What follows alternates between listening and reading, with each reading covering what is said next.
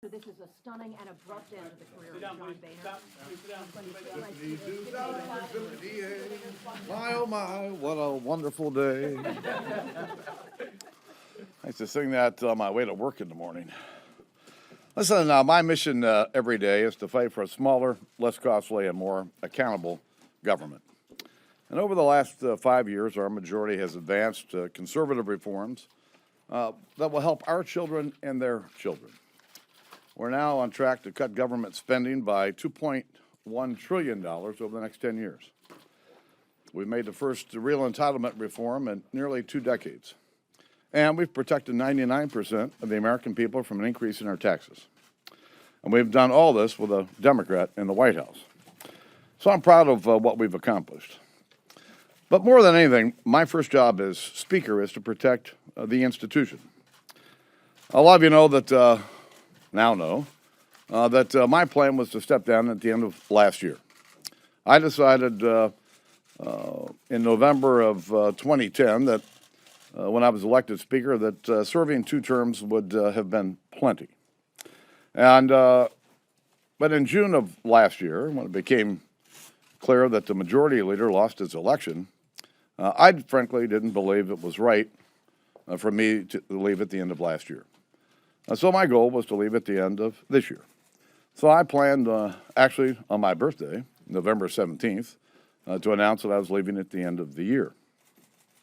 But it's become clear to me that this prolonged leadership turmoil would do irreparable harm to the institution.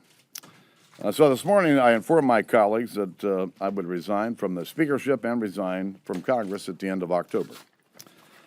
Now, as you've often heard me say, this isn't about me.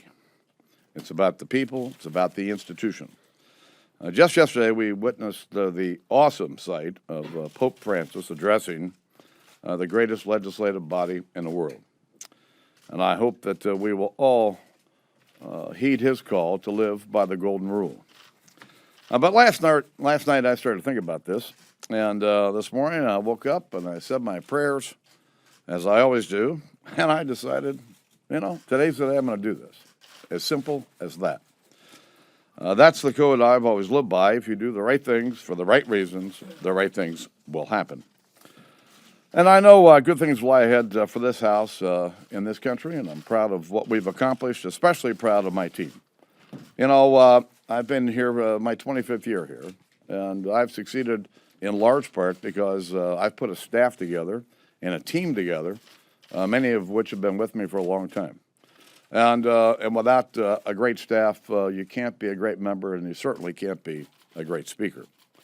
I want to thank my family for putting up with this all these years. My poor girls, who are now 37 and 35, their first campaign photo was in July of 1981. And so they've had to endure all this. It's one thing for me to have to endure it. I've got thick skin. But the girls and my wife, they've had to put up with a lot over the years. Let me express my gratitude to my constituents who've sent me here 13 times over the last 25 years. You can't get here without getting votes. And I've said this often. People ask me, "What's the greatest thing about being speaker, or about being an elected official?" And I said, "Well, it's the people you get to meet."